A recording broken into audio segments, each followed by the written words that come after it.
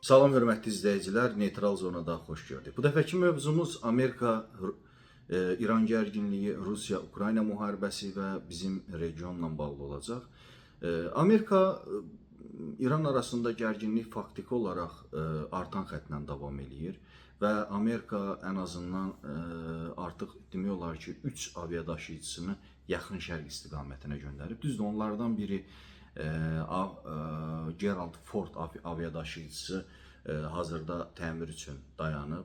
Əslində gəminin komandanı da əvvəlcədən bildirmişdi ki, gəmi təmirə dayanmalıdır və hətta onlar döyüşə girsələr belə 100%lik effektiv nəticə verə bilməyəcəklər. Çünki ümumiyyətlə gəmilər 1000 kilometrdən, o tip gəmilər söhbət onlardan gedir. 1000 kilometr məsafə qət etdikdən sonra mütləq şəkildə baxım üçün dayanmalıdır. Bundan əlavə şəxsiyyətin ümumiyyətlə mənəvi psixoloji vəziyyəti də nəzərə alınmalıdır. Və əslində komandanın proqnozu doğru çıxdı və biz görürük ki, gəmi Yunanistan sahillərinə yan aldı və orada müəyyən bəzi gəmidəki problemlərin aradan qaldırılması üçün addımlar atılacaq. Və əslində İran-Amerika arasında gərginlik həm də masada da davam eləyir və artıq ikinci dəfədir ki, Cenevrədə tərəflər arasında Omanın dəstəyi ilə, Omanın vasitəçiliyi ilə görüşlər həyata keçirir. Və bu görüşlərdə İran tərəfinin rəsmi mövqeyundan ibarətdir ki, əgər sanksiyalar aradan qaldırılacaqsa, İranla ABŞ arasında danışıqlar ola bilər. Hətta Abbas Araqçıya belə bir səlahiyyət verilib ki, əgər hansısa bir formada sanksiyaların yumuşaldılması məsələsi ilə bağlı razılıq əldə olunarsa, nüvə danışıqları, nüvə proqramı ilə bağlı o hansısa bir müqaviləyə imza ata bilər. Yəni İran tərəfi də güzəştə getməyə hazırdır. Sadəcə olaraq Amerikanın ən azından hansı formada bu məsələdə addım atacağı önəmli məsələlərdən biridir. Düzdür, Trump da qeyd edib ki, İranın ümumiyyətlə raketləri, uzaq mənzilli raketləri Amerikaya gəlib çata bilər və ona görə də bu ballistik raket sahəsində də İranın hansı addımlar atacağı ilə bağlı ən azından təkliflər və fikirlər səsləndirirlər. Amma düşünmürəm ki, İran tərəfi buna razılıq versin. Çünki İranın faktiki olaraq yeganə özünü müdafiə eləyəcək, yəni yeganə müdafiə qabiliyyəti məhz o ballistik raketlər sayılır. Ona görə də İran hansısa formada bu ballistik raketlərin istehsalının tamamilə dayandırılması və yaxud da ki, o sahədə tədqiqatların aparılması ilə bağlı işləri ara verəcəyi açığı gözlənilən deyil və inandırıcı da deyil.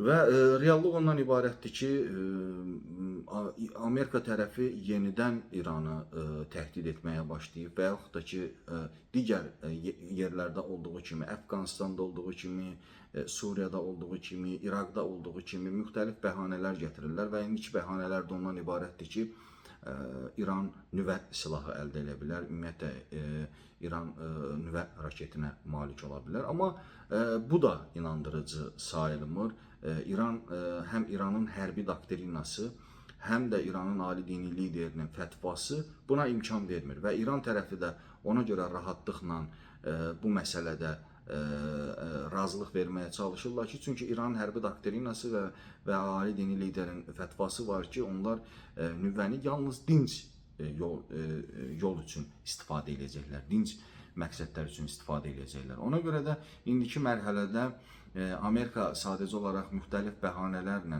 xüsusilə burada İsrailin də çox ciddi rolu var və İsrail tərəfi də bu məsələdə Amerikanı ciddi şəkildə ən azından İrana zərbələr endirməyə, inandırmağa çalışır.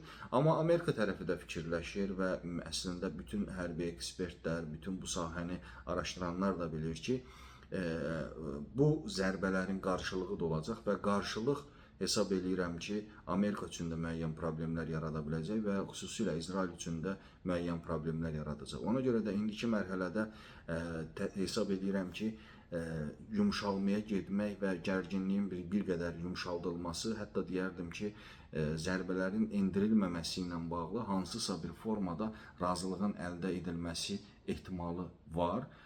Təbii ki, yığılan güc onu deyir ki, Amerika İrana zərbələr endirəcək. Amma reallıq onu deyir ki, əgər Amerika İrana zərbələr endirəcəksə, bunun daha ağır bunun üçün çox ciddi problemlərlə də qarşılaşa bilər. Çünki İraqda Sistaninin verə biləcəyi bir fətva var və bundan əlavə istər Avropada olsun, istər Amerikada olsun, terror aktlarının baş verməsi ehtimalları son dərəcə yüksəkdir.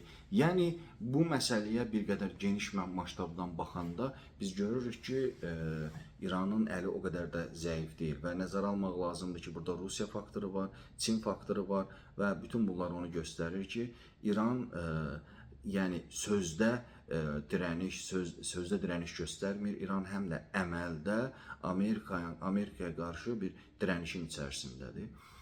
Zaman zaman biz qeyd eləyirdik ki, yəni İran nə İraq deyil, nə Suriya deyil, nə Əfqanistan deyil, nə də digər yəni yaxın şərq ölkələri deyil ki, o Amerika istədiyini rahatlıqla əldə edə bilsin. Çünki İran faktiki olaraq ən azından 20 ildən artıqdır ki, sırf ballistik raket sahəsində ciddi addımlar atır və həm də diplomatiya sahəsində də müxtəlif İrana, yəni biz tənqid edə bilmərik. Çünki niyə görə? Çünki ən azından bir ölkənin yəni uzun, yəni min illərdir ki, bir tarixi var, bir diplomatiya ənənəsi var və ona görə də indiki mərhələdə Amerika və İran arasında baş verən bu gərginlik həm də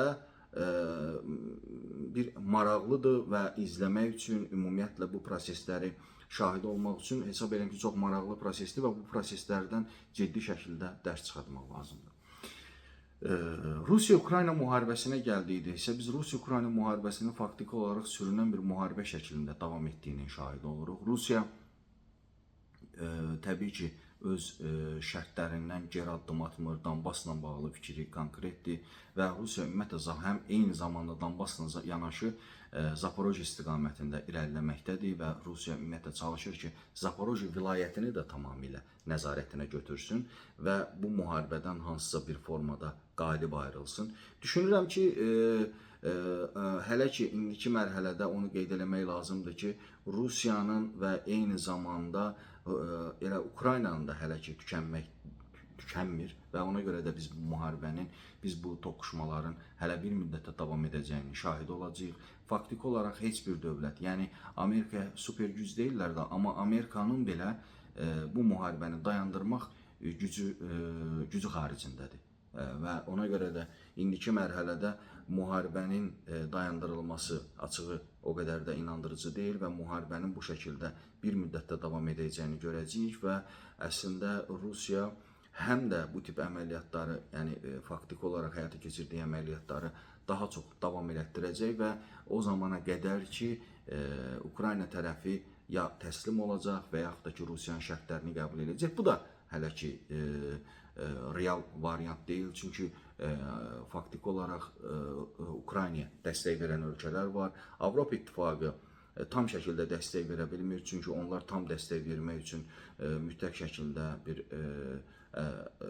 addımlar atmalıdır, vahid şəkildə addımlar atmalıdır. Amma biz görürük ki, Slovakiya ilə Ukraynanın problemləri var, Macaristan yenə də blokladı Ukraynaya veriləcək yardım məsələsini və ancaq ümid qalır yalnız bəzi dövlətlərin fərdi şəkildə dəstəklərinə, Böyük Britaniya, Almaniya, müəyyən miqdarda Fransa.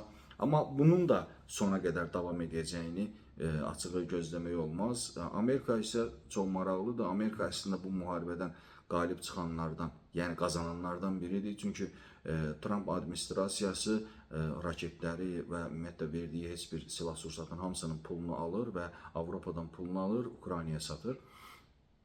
Ona görə də bir çox ölkələr burada maraqlıdır. Çin də maraqlıdır ki, bu müharibə uzansın, bu müharibə davam edəsin və ona görə də biz bu müharibənin qısa zamanda yekunlaşacağını gözləməməliyik.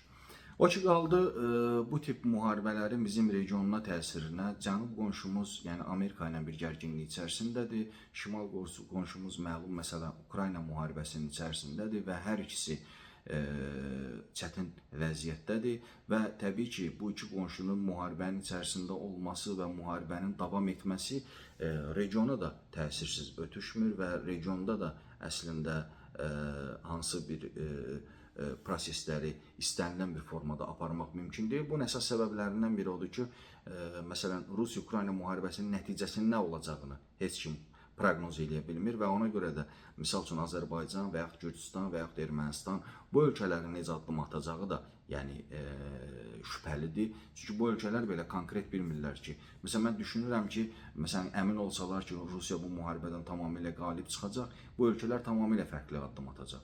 Yox, əmin olsalar ki, Ukrayna qalib çıxacaq, bu ölkələr yenə tamamilə fərqli addımlar ata bilərlər.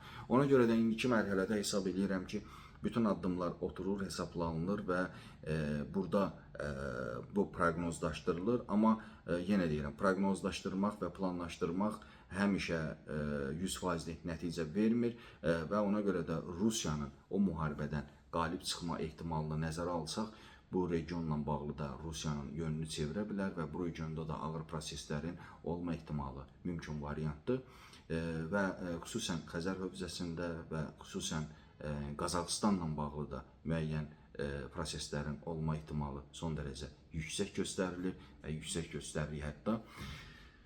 Ona görə də əsas məsələlərdən biri isə Ermənistanla bağlı məsələdir. Ermənistanda seçkilər prosesi olacaq və bu seçkilərin nəticəsi necə olacaq, bunu indidən demək o qədər də asan məsələ deyil və Rusiya da çalışacaq ki, Ermənistanda ən azından Paşinyan hakimiyyətinə qarşı hansısa bir addımlar atsın. Düşünürəm ki, əlinə qədər Rusiya heç bir müdaxilə etməyib Ermənistanla bağlı, amma bundan sonra edə bilərmi? Mümkün variantdır və biz bunların şahidi ola bilərik.